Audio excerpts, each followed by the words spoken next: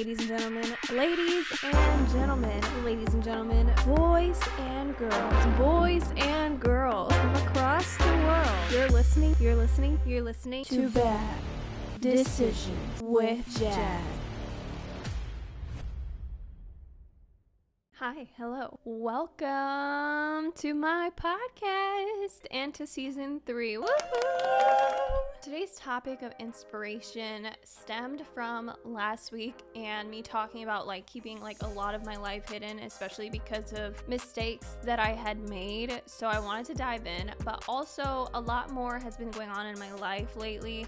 I've been feeling a lot of guilt for a lot of different reasons. I've been feeling a lot of guilt as a mom, a new mom, things that I'm not really used to, but I've been feeling a lot of guilt, particularly because I don't know what's always wrong with my baby. And that makes me feel guilty because I'm I'm her mom. I should know. But more than just being a mom, because I feel like I definitely talk about that a lot, but that's what's new in my life. And that's something that I'm so adapting to is how I've let go of people, not so much why I've let go of them, but more how I let go of them, how I've reacted to situations, how I've made excuses for those reactions, especially, and a lot of the choices that I made. That's not to say that I'm not grateful, because a lot of those choices are choices that I made, had me ending up here, and I don't regret that in the slightest. I'm very happy in my life. I just have a lot of issues that I'm working through, but who isn't? You know what I mean? But I feel like this is super important for me to tackle because I have to practice what I preach, especially given the fact that I am now responsible for teaching a new human, and I want her to understand her emotions, her mental health, so that way she can grow healthy and be healthy and happy mentally, physically, all the above. Let's just start off and say that feeling guilty is completely normal. It is a normal emotion. There are definitely unhealthy versions of guilt, and there's definitely healthy versions of guilt.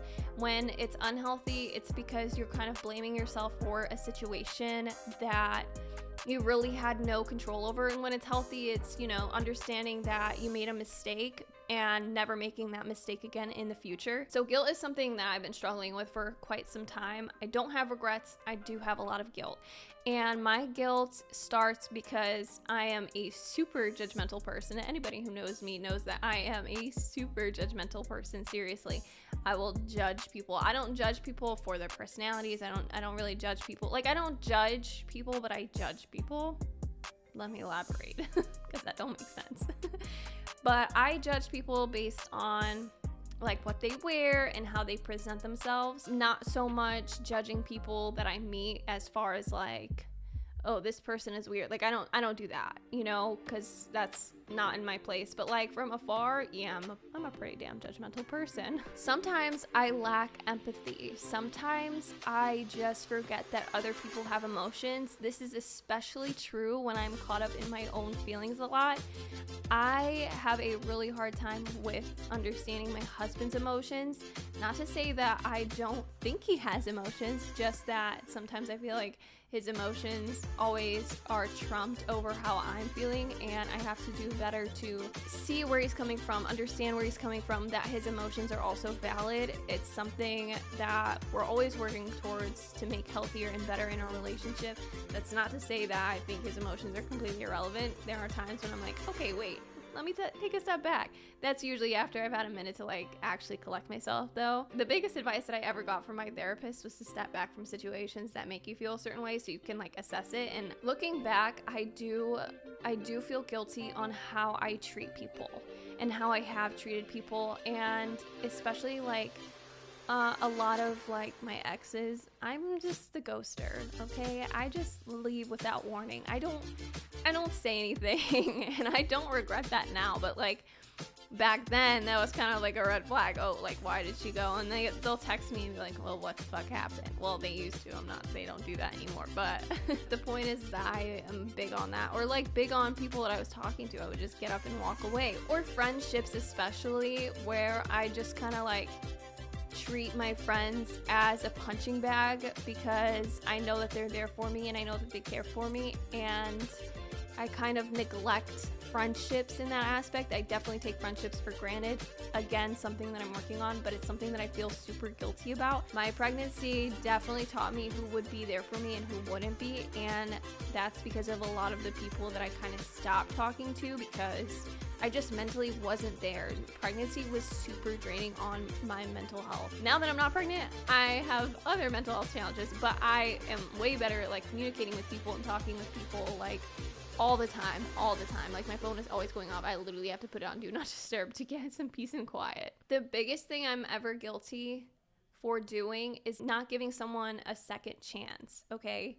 And it doesn't have to be, relationship or intimately. I'm talking about like professionally, work speaking wise. I definitely fail to give people a second chance when it comes to work. Like if they screw up, you're out. I don't know who you are anymore. I don't associate with you. I want nothing to do with you. I really do just cut people off. But I also am really bad at like giving friends a second chance. So previously in my podcast, I talked about how friends are the family that you choose. Those are your family that you particularly chose, and we pick our friends accordingly. And I am really bad at giving friends a second chance, and I feel like when they don't give me a second chance, I get really irritated, but I am guilty of not giving them a second chance or not giving them a chance to even explain themselves on why it happened, and that does weigh on me a lot because I'm just like, wow, it could have been a good friendship had I just given this a second chance, or if I just communicated with them. Because again, I lost a lot of friends, and I think if I had just told them like, hey, this is what's going on, then maybe the situation could have been handled more adultish and less like high schoolish. Yeah, no, I definitely have guilt for like how it was handled, but not why it happened, if that makes any sense. I still have a lot of guilt from something that happened 10 years ago to me, and it gives me a lot of guilt because it's like, dang, I really should not have put myself in that position. So that's an unhealthy kind of guilt. But I think back on that situation a lot. Like, I have PTSD from it. It happens. Sometimes it just comes up, and especially been coming up lately. It's just something that was really traumatic that happened to me. And that guilt is from allowing it to even come into my life when it was literally 10 years ago. Like, 10 years ago. 10 years ago, something should not affect you the way it still does. Now, I'm not saying that it affects me the same way it did 10 years ago, but I would say, maybe a year after it happened, it definitely still affects me the same way, 100%. And that kind of trauma, I don't think you let go of, but there's more cases like that that's happened in my life, but that's the one that I can't seem to let go of. And it's just because I've been holding on to this guilt, and they talk about forgiveness and like forgive yourself and forgive it. And I do to an extent. I forgive it, I don't forget it, and that guilt eats me because it's multiple reasons. Like, dang, why can't I just let go of this? I'm feeling guilty. I don't want to think like this. I don't want this to be in my marriage. I don't want this to be a part of my life anymore. Like, that's not me. That's not the Jazz that I am anymore. So why can't I just let go of it? And I feel a lot of guilt for that because it's like, dang, why can't you just let go of it? The most guilt that I think I ever experienced that I don't think I was really prepared for. So, as you know, our daughter is our rainbow baby. So, I've talked about my miscarriage before. When I first got pregnant, I wasn't ready. I really wasn't ready, but babies are never really up to you. I mean, they're up to you because don't do the deed, it won't happen. But they're not really up to you because they are something like God-given. Like, they are from a higher power. Like, they have to be. There's no other way to explain babies because babies are literally angels. But I felt the most guilt I have ever felt when I found out I was pregnant. Don't get me wrong, when I looked at that stick and I saw 2 lines, which I wasn't even planning on taking one, I was just like, my period's a few days late. Let me just try one, Well, it was irregular, so I was just like, let me just try it. And I had seen it and I was like, what? Was not expecting. When I first saw it, I was so ecstatic. I literally stood in the doorway and I just grinned so hard at my husband, and he was like, what? And I showed the pregnancy stick and he was like, no way. And I'm like, way. So we were super excited. I think it was when we had our first ultrasound that guilt really started eating at me because of our previous baby. I was just like, I don't want to make our last baby feel like I'm forgetting him or not gonna think of him or not gonna love him or whatever the case may be. I was just feeling super freaking guilty. And then I was feeling guilty that I was feeling guilty because I wanted our daughter to feel the same amount of love during pregnancy that he did, because that's only fair. And I'm gonna be fully transparent. The love was in a different way. It was definitely in a different way, because a lot of that pregnancy, I was skeptical, I was waiting for the ball to drop, and I was feeling guilty because of that. So a lot of my pregnancy was definitely, like, that's a reason why I was so depressed most of my pregnancy, because I was just waiting for the bad news, because I just felt like that I'm just like a magnet to bad things, and I feel guilty for even thinking that or saying that. But that is the cold hard truth. Like, that is 100% transparency about how I was feeling during the pregnancy. And sometimes even now I literally look at my daughter and I'm just like, thank you so much for making me your mom, because I know what it's like to not be able to look at my baby. And I feel guilty that he didn't get to experience that moment with me and didn't get me to be able to say thank you so much for making me your mom in person. That kind of guilt really, really, really eats at you, and it ate at me until literally like 34 weeks. It ate at me for a long time, and there were just nights that I would just sit in the bed and just cry, and my husband would be like, it's okay. Like, he would sit there and just console me, and you know what? Just God bless that man for all the emotions that I have put him through and all the patience that he has had with me during literally the last year. God bless that man, okay? And I say God bless him because guilt has so many negative side effects to it that I definitely had all the side effects. It gave me anxiety, it gave me bad depression, it gave me ADHD, it gave me sleep problems, it gave me eating problems, it gave me 99 problems. And these things can lead to an unhealthy relationship. I'm not just talking about, your marriage, your boyfriend, your girlfriend, your partner in general. I'm talking about all your relationships. Like I said, I stopped talking to a lot of people during my pregnancy, and that's because of all the problems that it was giving me, and I just put up a wall. I just had to put that wall up. I just didn't feel like myself, and I just felt like the best way that I could protect myself from anything was to just put a wall up. After the miscarriage, especially, that year afterwards was one of the most challenging, I think, for both of us. I think we can say that equally. There was there was a huge roller coaster that I was going through. My emotions were just up and down and up and down. And, for maybe a few months, I would be super happy. And then I'd come to the realization that, hey, I'm actually happy. And then I'd feel guilty for being happy because I didn't have my baby with me. And it was just a constant I'd be happy and try and move on. And then I would plummet and I'd be unhappy again. And he stuck with me through that whole time. It's important to note that the first year of marriage is one of the hardest, and then the second hardest year of marriage is when you have your first child. No cap. That is the absolute truth. And not only was our first year the hardest of marriage, but it was also the most challenging because we both experienced loss. And although that loss kept us together, there was a lot that we were learning about each other that I just don't think we were either prepared for. And a lot of, my guilt and everything that it was encompassing and all the emotions I was feeling because of it and disorders that I was having and mental problems because of it made it 10 times harder. And I honestly don't even know how he stuck with me through it, but he did. And we're 10 times stronger for it. I think the hardest part about feeling guilty in a relationship is feeling guilty for feeling guilty. Then I would feel guilty about how I would react in the relationship for it. Projection is no joke. Projection is a real thing, and I think a lot of that first year after the loss of our baby was more like me projecting that guilt onto him because I wanted him to kind of feel what I was feeling. And that takes a huge toll on any relationship. So whenever you do something like that, it's kind of bound to fall apart. Like I said, I don't know how we made it through, but we did. I would say that guilt is just this natural barrier. It's just this this shameful feeling that you have, and it's kind of like a threshold, and you kind of have to get past your guilt in order to feel any other kind of emotion.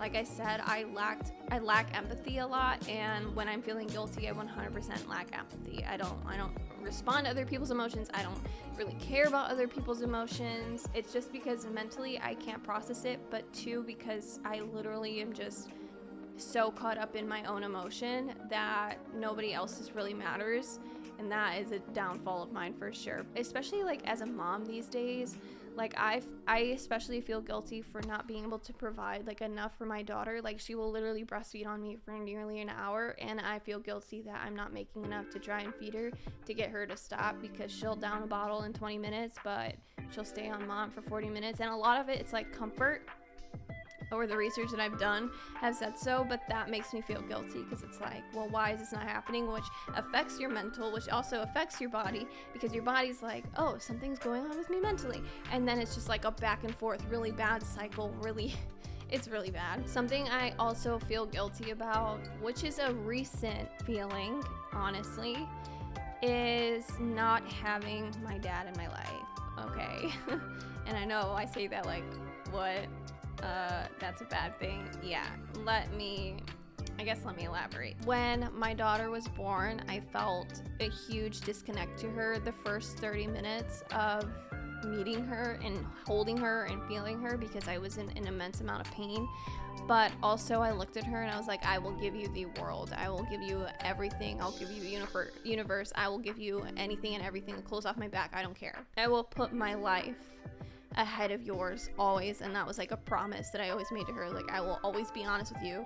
I will put my life ahead of you. I will always make you happy the best way that I can, even if some days you might hate me for it. I looked at her and, from a new perspective, as a new parent, that was a huge like wake up call for like me and my parents, and where I stand with my parents now. My mom and I, we go cheat, okay? She was there. She saw everything open up. She saw the baby come out. She was holding my leg during the entire process, and she was trying to help me breathe through it. Where I stand with my dad. So I did call my dad and texted him. I would say about a week before my daughter was born. I did that because they had sent us a huge package of him and his new wife sent us like a ginormous package of so much stuff. I can't even tell you how much it was, but it was a lot. I called him and I texted him and he never responded, but he left me on red. Wow, no wonder why I liked all the toxic guys back then, because my dad is one of them. But I just looked at my daughter and I was like, I don't understand how a parent could just not allow their child to walk back into their life. Like, if my daughter walked out of my life for a good reason, but then reached out to me, I would pick up that phone call. I will send that text. I will drop whatever I'm doing. Like, if I'm that toxic of a parent, and my child decides to come back, the door's always open. It's not the other way around. Basically, she has the power over me. So if she walks out my life and comes back in, hi, I missed you. I love you. You're my whole world. I love you so much. Like, I would never stop telling her that. Even if I become persistent and even if I become annoying, I will let her know that. And I don't know how my dad could just be the complete opposite. Last season, my last episode, keep that same energy, I talked about Cookie, and I talked about how I was kind of mad for a few reasons, not saying something after I had lost a baby, or coming to see me, or checking on me in general, but also having an excuse of not coming to the wedding, and I felt irrelevant, I think was the point. I did end up reaching out to her. I did. And we were talking because we had just both found out we were expecting, and I was talking to her and we were both like asking questions, and I'm not gonna lie, I was half in it. I was definitely like, either this person's trying to just get information from me, or she is genuinely curious about how it's going. But either way, I had this sour taste in my mouth, and I waited a few days, and I actually ended up reaching out to her, and I was like, look, I really need to get this off my chest. And I sent like this entire paragraph, which I'm not really a paragraph person anymore, so I don't know where it came from, but I felt like I had to do it in order to move on. And she reached out back to me, and she was like, I'm so sorry. I had no idea. Like, I should have done better. You're right. Like, we are family. And you know what? I ended up leaving her on red because I think I just wasn't mentally really ready for that kind of forgiveness. I wasn't ready to give her that forgiveness quite yet. I was still in the moment of grief where you're blaming everybody.